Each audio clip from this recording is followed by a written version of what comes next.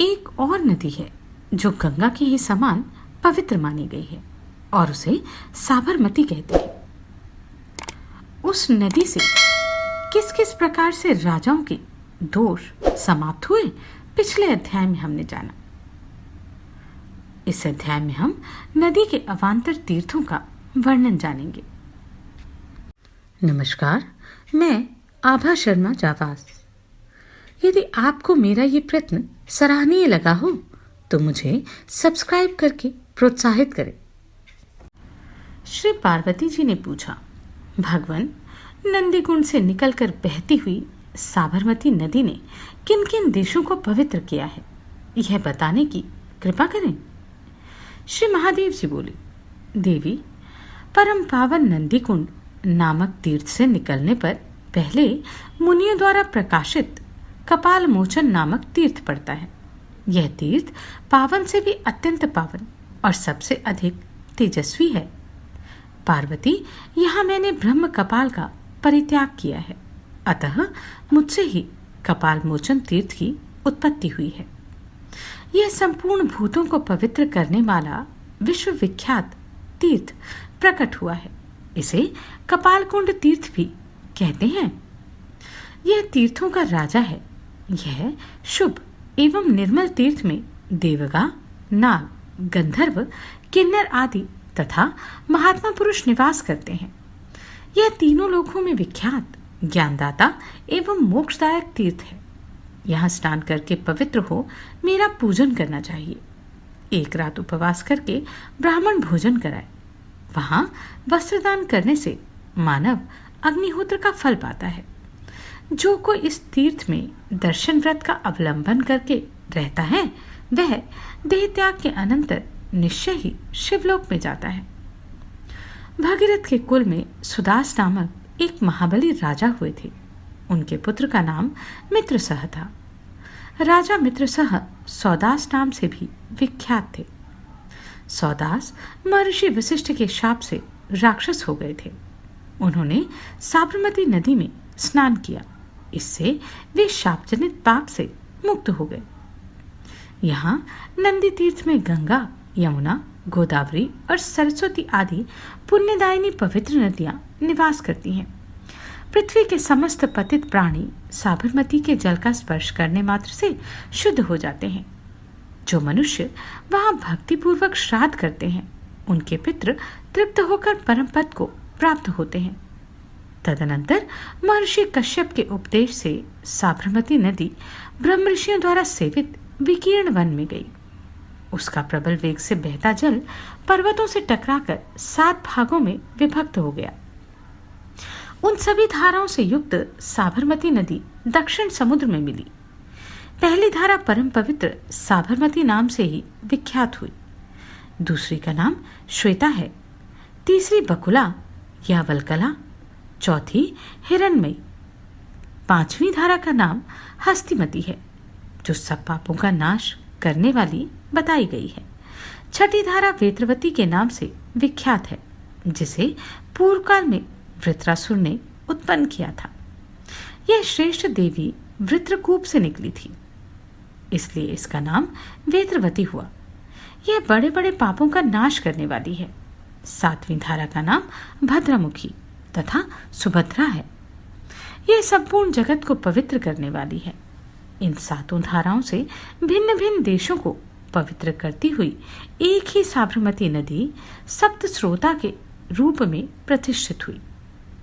जो विकीर्ण तीर्थ में पितरों के उद्देश्य से श्राद्ध एवं दान करते हैं, उसे गया में पिंडदान करने का फल प्राप्त होता है।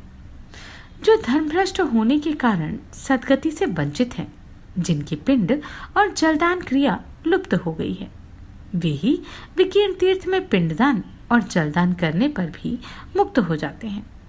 अतः वेदत्रयी की विधि के अनुसार यहाँ श्रद्धापूर्वक श्राद्ध अनुष्ठान करना चाहिए। इस तीर्थ में कश्यप जी ने ब्राह्मणों को संबोधित करके कहा था, द्विजवरों, यदि तुम्हें ऋषि लोक प्राप्त करने की इच्छा है तो इस विकीर्ण तीर्थ में जहाँ 7 नदियों का उद्गम हुआ है, विशेष रूप से स्नान करो।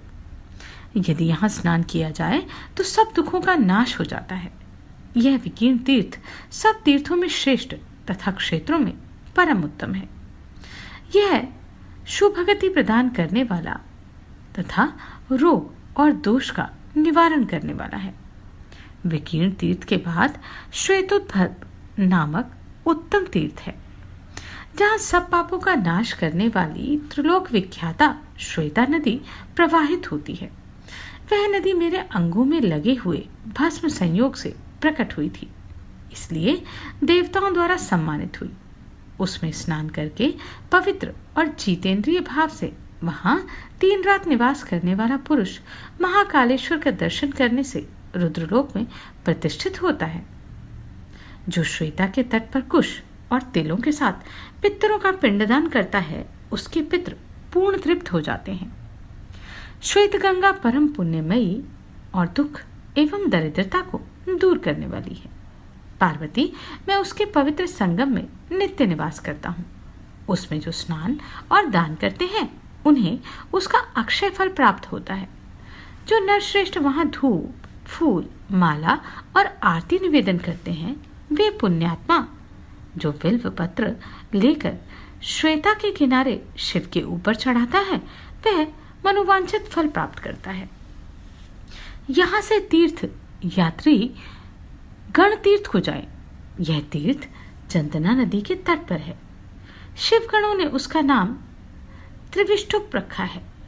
पूर्णिमा को एकाग्रत हो त्रिविष्टुप तीर्थ में स्नान करके मनुष्य ब्रह्महत्या जैसे पाप से मुक्त हो जाता है। जो वर्षा के 4 माह में वहां निवास करता है, वह महान सौभाग्यशाली एवं पवित्र होकर रुद्रलोक में प्रतिष्ठित होता है। कृष्ण पक्ष की अष्टमी को गणतीर्थ में स्नान करके जो उपवास करता है तथा बकुला संगम में गोता लगाता है, वह मानव स्वर्गलोक में जाता है। उस तीर्थ में स्नान करके बकुलेश्वर का दर्शन करने से मनुष्य गणेश जी के प्रसाद से गणपति पद को प्राप्त होता है। वहां परम पराक्रमी चंद्रवंशी राजा विश्वदत्त ने दीर्घकाल तक बड़ी भारी तपस्या की थी। राजा विश्वदत्त दीर्घकाल तक श्री गणेश जी के प्रसाद से गणपति पद को प्राप्त हुए। महेश्वरी, वशिष्ठ, वामदेव, कहोड़, कौशितक, भारद्वाज, अंगिरा, विश्वामित्र तथा वामन, ये पुण्यात्मा मुनि श्री गणेश जी की कृपा से सदा ही इस तीर्थ का सेवन करते हैं। इसके सेवन से पुत्रहीन को पुत्र, धनहीन को धन, विद्याहीन को विद्या और मोक्षार्थी को मोक्ष प्राप्त होता है। जो यहाँ स्नान अथवा पूजन करता है, वह सब पापों से मुक्त हो विष्णु के परम धाम को जाता है। महादेव जी कहते हैं, पार्वती, साबरमती के पास ही ईशान कोण में पालेश्वर नामक तीर्थ है, जहाँ चंडी देवी प्रतिष्ठित है। वह योग माताओं का पीठ है, जो समस्त सिद्धियों का दायक है। वहां जगत पर अनुग्रह करने और देवताओं का कार्य सिद्ध करने के लिए माताएं परम यत्न पूर्वक स्थित हैं। उस तीर्थ में दृढ़ता पूर्वक व्रत का पालन करते हुए 3 रात निवास करके मनुष्य चंडीपति भगवान शंकर के समीप जा उनका दर्शन करे। फिर उनके निकट साबरमती नदी में स्नान करके समाधि विधि से युक्त हो मातृमंडल के दर्शन के लिए जाए। ऐसा करने से मनुष्य सहस्त्र गौदान का फल पाता है। अग्नि तीर्थ में स्नान करके चामुंडा का दर्शन करने पर मनुष्य को राक्षस, भूत और पिशाचों का भय नहीं रहता। साबरमती में जहाँ कोक्षुरा नदी मिलती है, वहाँ सहस्त्रों तीर्थ है। वहाँ तिल के चूर्ण से श्राद्ध करना चाहिए। इस तीर्थ में पिंडदान करके ब्राह्मण को भोजन कराने से अक्षय पद की प्राप्ति होती है। पूर्व काल में कुकरदम नामक एक पापिष्ट एवं दुर्धर्ष राजा रहता था, जो बड़ा ही खल, मूढ़, अहंकारी और ब्राह्मणों का निंदक था। गौहत्यारा, बालघाती और सदा उन्मत्त रहने वाला। पिंडार नामक नगर में वह राज्य करता था। एक समय अधर्म के ही योग में उसकी मृत्यु हो गई। मरने पर वह प्रेत हुआ। उसे हवा पीने का नहीं मिलती थी, अतः वह अनेक प्रेतों के साथ करुण स्वर में रोता और हाहाकार मचाता हुआ इधर उधर भटकता रहता था। एक समय देवयोग से वह अपने गुरु के आश्रम पर जा पहुंचा। पूर्व जन्म में उसने कुछ पुण्य किया था, जिसके योग से उसे गुरु का संसर्ग प्राप्त हुआ। पार्वती पूर्व जन्म में वह पेट पाटी ब्राह्मण था और प्रतिदिन महादेव जी की पूजा तथा अतिथियों का स्वागत सत्कार करके ही भोजन करता था। उस समय पुण्य के प्रभाव से वह श्रेष्ठ ब्राह्मण पिंडार पुंड्र में राजा कुकर्दम के रूप में उत्पन्न हुआ। जब तक उसने राज्य किया, कभी मन और क्रिया द्वारा भी पुण्य कर्म नहीं किया था, इसलिए देवात मृत्यु होने पर वह प्रेतराज हुआ। सूखा हुआ मुंह, कंकाल शरीर, पीला रंग, विकराल रूप और गहरी आंखें, यही उसकी आकृति थी। वह महापापी प्रेत अन्य दुष्ट प्रेतों के साथ रहता था। उसके रोए ऊपर को उठे हुए थे। जटाओं से युक्त होने के कारण वह भयंकर जान पड़ता था। उसे इस रूप में देखकर आश्रमवासी ब्राह्मण कहोड़ व्याकुल हो गए। कहोड़ ने कहा, राजन, यह अग्निपालेश्वर तीर्थ है। मैं इस परम अद्भुत, मनोरम एवं रमणीय स्थान में प्रतिदिन निवास करता हूँ। तुम तो मेरे यजमान हो, फिर इस प्रकार के ऐतराज क्यों करते हो? प्रेत ने कहा, देव, मैं वही पिंडारपुर का कुकर्दम राजा हूँ। वहां रहकर मैंने जो कुछ किया उसे सुनिए। ब्राह्मणों की हिंसा, असत्य भाषण, प्रजाओं का उत्पीड़न, जीवों की हत्या, गौ को दुख देना, सदा बिना स्नान किए ही रहना, सज्जन पुरुषों को कलंक लगाना, भगवान विष्णु और वैष्णवों की सर्वदा निंदा करना, यही मेरा काम था। मैं दुराचारी और दुरात्मा हूँ। जहाँ जी में आता है वहीं खा लेता हूँ। कभी भी शौचाचार का पालन नहीं करता। दुजराज, उसी पाप कर्म के योग से मैं मृत्यु के बाद से प्रेत योनि में पड़ा हूँ। यहाँ नाना प्रकार के दुख सहन करने पड़ते हैं। जिसके माता पिता, स्वजन एवं बंधु बांधव नहीं, उसके लिए गुरु ही माता है और गुरु ही उत्तम गति है। ब्राह्मण, ऐसा जानकर मुझे मोक्ष प्रदान कीजिए। कहोड़ ने कहा, राजन, मैं तुम्हारी प्रार्थना अवश्य पूर्ण करूंगा। तुम्हारे साथ जो 11 प्रेत और हैं, इन्हें भी इस तीर्थ में मुक्ति दिलाऊंगा।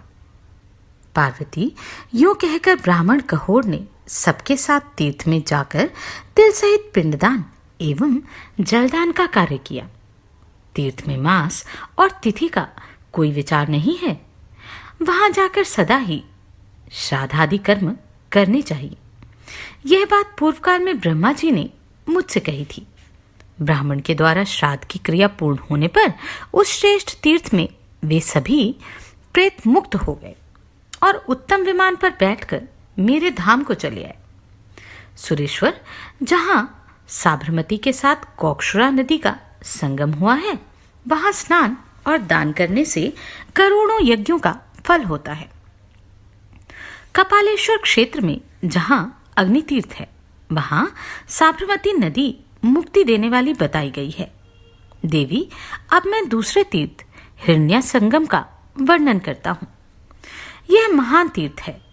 पूर्व काल में जब साबरमती गंगा 7 धाराओं में विभक्त हुई, उस समय वह ब्रह्मतन्या सप्त स्तोत्रा के नाम से विख्यात हुई। उसके 7वें स्तोत्र को ही हिरण्या कहते हैं। ऋक्ष और मंजुम के बीच में सत्यवान नामक पर्वत है। उससे पूर्व दिशा में हिरण्या संगम नामक महातीर्थ है, जिसमें स्नान और जलपान करने से मनुष्य शुभ गति को प्राप्त होता है। वहां से वनस्थली में जाए और पापहारी भगवान नारायण का दर्शन करे। यह वही स्थान है जहां भगवान नर और नारायण ने उत्तम तपस्या की थी। 1000 कपिला गौओं के दान से जो फल मिलता है, दशाश्वमेघ तीर्थ में चंद्र ग्रहण और सूर्य ग्रहण के समय स्नान से जो पुण्य होता है, तथा तुला पुरुष के दान से जिस फल की प्राप्ति होती है, उसी पुण्य फल को मनुष्य हिरण्या संगम में स्नान करके प्राप्त कर लेता है। ब्राह्मण, क्षत्रिय, वैश्य अथवा शूद्र जो भी हिरण्या संगम में स्नान करते हैं, वे शिव धाम को जाते हैं। देवी, अब मैं हिरण्या संगम के साथ आने वाले धर्म तीर्थ का वर्णन करता हूं। जहां साबरमती गंगा के साथ धर्मावती नदी का संगम हुआ है, वहां स्नान करके मनुष्य धन्य हो जाता है और निश्चय ही स्वर्गलोक को प्राप्त होता है। जो वहां धर्म द्वारा स्थापित तीर्थ का दर्शन करता है, वह पुण्य का भागी होता है। जो लोग वहां श्राद्ध करते हैं, वे पितृऋण से मुक्त हो जाते हैं।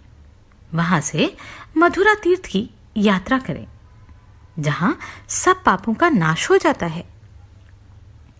मथुरा तीर्थ में स्नान करके मधुर संज्ञक श्री हरि का दर्शन करना चाहिए। कंसासुर का वध हो जाने के पश्चात जब भगवान श्री कृष्ण द्वारकापुरी को जाने लगे, उस समय उन्होंने चंदना नदी के तट पर 7 रात तक निवास किया।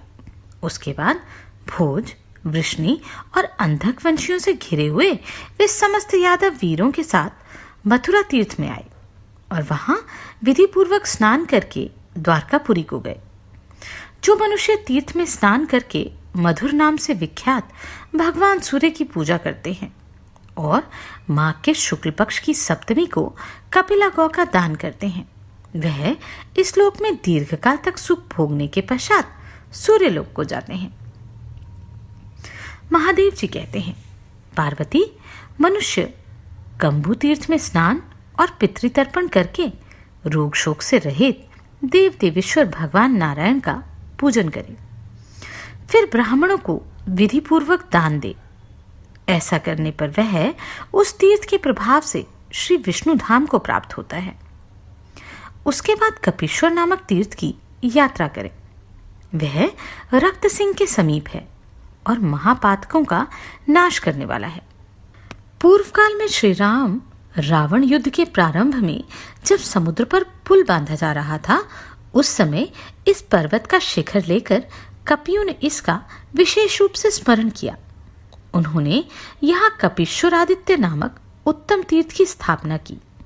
उस तीर्थ में स्नान और पितृतर्पण करके कपीश्वरादित्य का दर्शन करने पर मनुष्य ब्रह्महत्या से मुक्त हो जाता है। कपीश्वर तीर्थ में विशेषतः चैत्र की अष्टमी को स्नान करना चाहिए। हनुमान जी आदि प्रमुख वीरों ने इस तीर्थ में 3 दिनों तक स्नान किया था। पार्वती, इस प्रकार मैंने तुम्हारे लिए कपि तीर्थ के प्रभाव का वर्णन किया है। वहां से परम पावन एकधार तीर्थ को जाना चाहिए। जो एकधार में स्नान करके एक रात्रि उपवास करता और स्वामी देवेश्वर का पूजा करता है, वह अपनी 100 पीढ़ियों का उद्धार कर देता है। वहां स्नान और जलपान करने से मनुष्य ब्रह्मलोक में जाता है। तत्पश्चात तीर्थयात्री पुरुष सप्तधार नामक तीर्थ की यात्रा करें। वह सब तीर्थों में उत्तम तीर्थ है। उस तीर्थ को मुनियों ने सप्त सारस्वत नाम दे रखा है। त्रेता युग में महर्षि मंडिक ने वहां मंडिक तीर्थ का निर्माण किया था। फिर द्वापर में पांडवों ने सप्तधार तीर्थ को प्रवृत्त किया। भगवान शंकर की जटा से निकला हुआ गंगा जल यहाँ 7 धाराओं के रूप में प्रकट हुआ, इसलिए ये सप्तधार तीर्थ कहलाने लगा। 7 लोकों में जो गंगा जी के 7 रूप सुने जाते हैं, वे सभी इस सप्तधार नामक तीर्थ में अपने पवित्र जल को प्रवाहित करते हैं। सप्तधार तीर्थ में किया हुआ श्राद्ध पितरों को तृप्ति प्रदान करने वाला होता है। देवेश्वर वहां से ब्रह्मवल्ली नामक महान तीर्थ की यात्रा करें। उस तीर्थ के स्वरूप का वर्णन सुनो। जहां साबरमती नदी का जल ब्रह्मवल्ली के जल से मिला है, वह स्थान ब्रह्म तीर्थ कहलाता है। उसका महत्व प्रयाग के समान माना गया है। ब्रह्मा जी का कथन है कि वहां पिंडदान करने से पितरों को 12 वर्षों तक तृप्ति बनी रहती है। विशेषतः ब्रह्मवल्ली में पिंडदान का गया श्राद्ध के समान पुण्य माना जाता है। पुष्कर, गंगा नदी और अमरकंटक क्षेत्र में जाने से जो फल मिलता है, वह ब्रह्मवल्ली में विशेष रूप से प्राप्त होता है। चंद्र ग्रहण और सूर्य ग्रहण के समय जो लोग दान करते हैं, उन्हें मिलने वाला फल ब्रह्मवल्ली में स्वतः प्राप्त हो जाता है। ब्रह्मवल्ली में स्नान करके गले में तुलसी की माला धारण किए भगवान नारायण का स्मरण करता हुआ मनुष्य दिव्य वैकुंठ धाम में जाता है, जो आनंद स्वरूप एवं अविनाशी पद है। तत्पश्चात वृष तीर्थ में जाए, जो खंड तीर्थ के नाम से भी प्रसिद्ध है। पूर्व काल में गौएं वहां स्नान करके दिव्य गौलोक धाम को प्राप्त हुई थी। इस तीर्थ में निराहार रहकर जो गायों के लिए पिंडदान करता है, वह 14 इंद्रों की आयु पर्यंत सुखी एवं अभ्युदयशाली होता है। करोड़ गौओं के दान से मनुष्य को जिस फल की प्राप्ति होती है, वह खंड तीर्थ में निसंदेह प्राप्त हो जाता है। जो खंड तीर्थ में बैल का मूत्र लेकर पान करता है, उसकी तत्काल शुद्धि हो जाती है। खंड तीर्थ से बढ़कर दूसरा कोई तीर्थ ना हुआ है और ना होगा। पार्वती, जो मनुष्य वहां की यात्रा करते हैं, वे पुण्य के भागी होते हैं। वहां जाकर गौओं का पूजन करना उचित है। उसके बाद वृषभ की पूजा करके एकाग्रता पूर्वक पुनः स्नान करना चाहिए। गौ पूजन से मनुष्य गौलोक में नित्य निवास करता है, इसमें तनिक भी संदेह नहीं है। जो वहां 5 आंवले के पौधे लगाते हैं, वे इस लोक में सुख भोग कर अंत में श्रीहरि के परम धाम में जाते हैं। तदनंतर संगमेश्वर नामक उत्तम तीर्थ की यात्रा करें। वह बहुत बड़ा उत्तम तीर्थ है। वहां पुण्यमयी हस्तिमती नदी साबरमती से मिली है। वह नदी कौंडिन्य मुनि के शाप से सूख गई थी। तब से लोक में वहीचर्या के नाम से उसकी ख्याति हुई। वह त्रिलोक विख्यात तीर्थ परम पवित्र और सब पापों को हरने वाला है।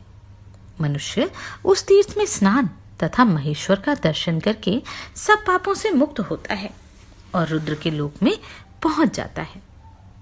देवी, जिस प्रकार शाप मिलने के कारण उस नदी का जल सूख गया था, वह प्रसंग तुम्हें बतलाता हूं। सुनो। जहां परम पवित्र महानदी साबरमती गंगा और हस्तिमती नदी का संगम हुआ है, वहीं मुनिवर कौंडिन्य ने बड़ी भारी तपस्या आरंभ की। इस प्रकार बहुत समय तक उन्होंने समस्त इंद्रियों के स्वामी शुद्ध बुद्ध भगवान नारायण की आराधना की। एक समय देवयोग से वर्षा काल उपस्थित हुआ। नदी जल से भर गई। तब कौंडिन्य ऋषि ने उस स्थान को छोड़ दिया, किंतु रात में नदी की बाढ़ के कारण उन्हें बड़ा कष्ट हुआ। वे चिंतित होकर सोचने लगे, अब क्या करना चाहिए। उनका आश्रम दिव्य शोभा से संपन्न और महान था, किंतु जल के वेग से वह हस्तिमती नदी में बह गया।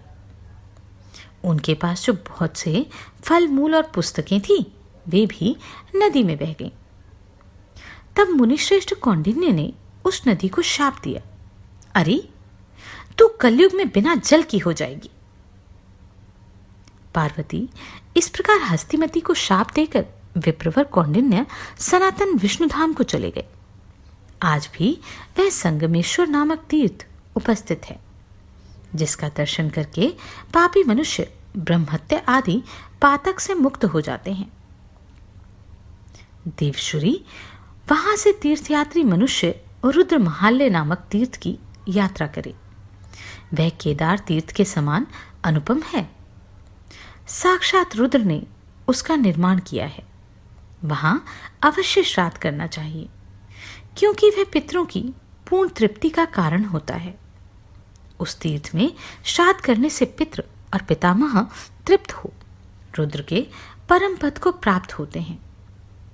जो रुद्र महालय तीर्थ में कार्तिक एवं वैशाख की पूर्णिमा को वृषोत्सव करता है, वह रुद्र के समान आनंद का भागी होता है। केदार तीर्थ में जलपान करने में मनुष्य का पुनर्जन्म नहीं होता। वहां स्नान करने मात्र से वह मोक्ष का भागी हो जाता है।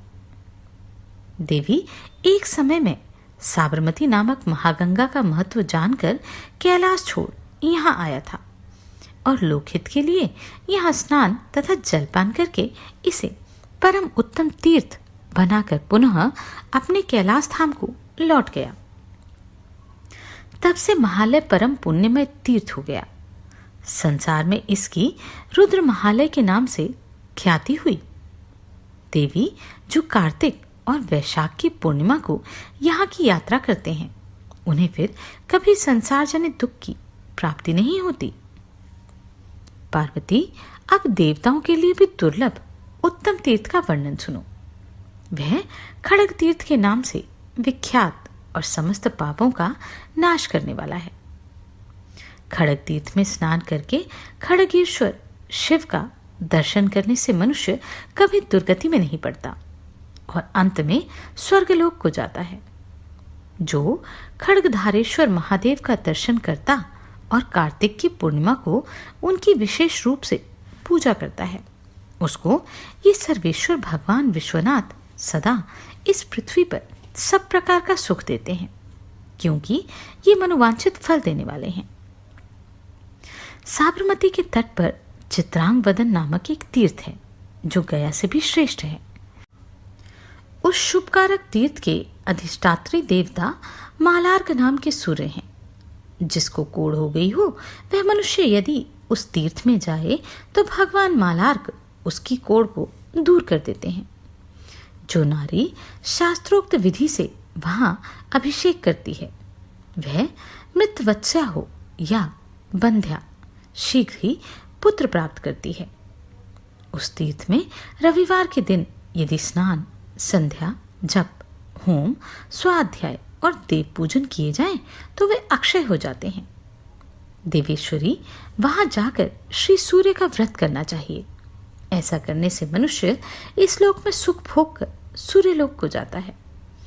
जो उस तीर्थ में जाकर विशेष रूप से उपवास करता और इंद्रियों को वश में करके भगवान मालार्क का पूजन करता है, वह निश्चय ही मोक्ष का भागी होता है। इस तीर्थ के बाद दूसरे तीर्थ में जाएं, जो मालार्क से उत्तर में स्थित है। उसका नाम है चंदनेश्वर तीर्थ। वह उत्तम स्थान सदा चंदन की सुगंध से सुवासित रहता है। वहां स्नान, जलपान और पितृतर्पण करने से मनुष्य कभी नरक में नहीं पड़ता और रुद्रलोक को प्राप्त होता है। वहां जगत का कल्याण करने वाले विश्व के स्वामी भगवान चंदनेश्वर का दर्शन करके रुद्रलोक की इच्छा रखने वाले पुरुष यथाशक्ति उनका पूजन करें। उस तीर्थ में कल्याण प्रदान करने वाले साक्षात परमात्मा श्री विष्णु नित्य निवास करते हैं। धन्य है साबरमती नदी और धन्य है विश्व के स्वामी भगवान शिव एवं विष्णु। वहां से पापनाशक जम्बू तीर्थ में स्नान करने के लिए जाना चाहिए। कलयुग में वह तीर्थ मनुष्यों के लिए स्वर्ग की सीढ़ी के समान स्थित है। पूर्व काल में जाम्बान ने वहां दशांग पर्वत पर अपने नाम से एक शिवलिंग की स्थापना की थी। वहां स्नान करके मनुष्य तत्काल श्री रामचंद्र जी और लक्ष्मण का स्मरण करें तथा जाम्बवतेश्वर शिव को मस्तक झुकाए तो वह रुद्रलोक में प्रतिष्ठित होता है। देवी, जहां जहां श्री रामचंद्र जी का स्मरण किया जाता है, वहां वहां संपूर्ण चराचर जगत में भवबंधन से छुटकारा देखा गया है। मुझे भी श्री राम जानना चाहिए और श्री राम ही रुद्र हैं। यूं जानकर कहीं भेद दृष्टि नहीं रखनी चाहिए। जो मन ही मन राम राम राम इस प्रकार जप किया करता है, उनके समस्त मनोरथों को पूर्ण होने में समय नहीं लगता। प्रत्येक युग में उन्हें सिद्धि प्राप्त होती है। देवी, मैं सदा श्री रामचंद्र जी का स्मरण किया करता हूँ। श्री रामचंद्र जी का नाम श्रवण करने से कभी भवबंधन की प्राप्ति नहीं होती। पार्वती, मैं काशी में रहकर प्रतिदिन भक्तिपूर्वक कमल नयन श्री रघुनाथ जी का निरंतर स्मरण किया करता हूँ। जाम्बान ने पूर्व काल में परम सुंदर श्री रामचंद्र जी का स्मरण करके जम्बू तीर्थ में जाम्बत नाम से प्रसिद्ध शिवलिंग को स्थापित किया था। वहां स्नान, देव पूजन तथा भोजन करके मनुष्य शिवलोक को प्राप्त होता है और वहां 14 इंद्रों की आयु पर्यंत निवास करता है। वहां से इंद्रग्राम नामक उत्तम तीर्थ में जाना चाहिए। जहां पूर्वकाल में स्नान करके इंद्र घोर पाप से मुक्त हुए थे। श्री पार्वती जी ने पूछा, भगवान, इंद्र को किस कर्म से घोर पाप लगा था और किस प्रकार वे पाप रहित हुए? इस प्रसंग को विस्तार के साथ सुनाइए। श्री महादेव जी बोले, देवी, पूर्व काल में देवराज इंद्र और असुरों के स्वामी नमूची ने परस्पर यह प्रतिज्ञा की कि हम दोनों एक दूसरे का बिना किसी शस्त्र की सहायता लिए वध करें। परंतु इंद्र ने आकाशवाणी के कथनानुसार जल का फेन लेकर उसी से नमूची को मार डाला। तब इंद्र को ब्रह्म हत्या लगी। उन्होंने गुरु के पास जाकर अपने पाप की शांति का उपाय पूछा। फिर बृहस्पति जी के आज्ञा अनुसार वे साबरमती नदी के उत्तर तट पर गए और वहां उन्होंने स्नान किया। इससे उनका सारा पाप तत्काल दूर हो गया। शरीर में पूर्ण चंद्रमा के समान उज्जवल कांति छा गई। तब इंद्र ने वहां धवलेश्वर नामक शिव की स्थापना की। वह शिवलिंग इस पृथ्वी पर इंद्र के ही नाम से प्रसिद्ध हुआ।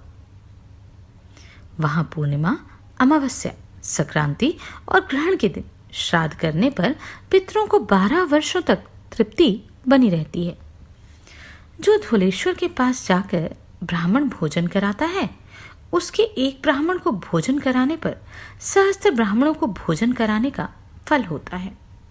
वहां अपनी शक्ति के अनुसार सुवर्ण, भूमि और वस्त्र का दान करना चाहिए। ब्राह्मण को श्वेत रंग की दूध देने वाली गाय दान करनी चाहिए, जो बछड़े के सहित हो। जो ब्राह्मण यहां आकर रुद्र मंत्र का जप आदि करता है, उसका शुभ कर्म वहां भगवान शंकर जी के प्रसाद से कोटि गुना फल देने वाला हो जाता है।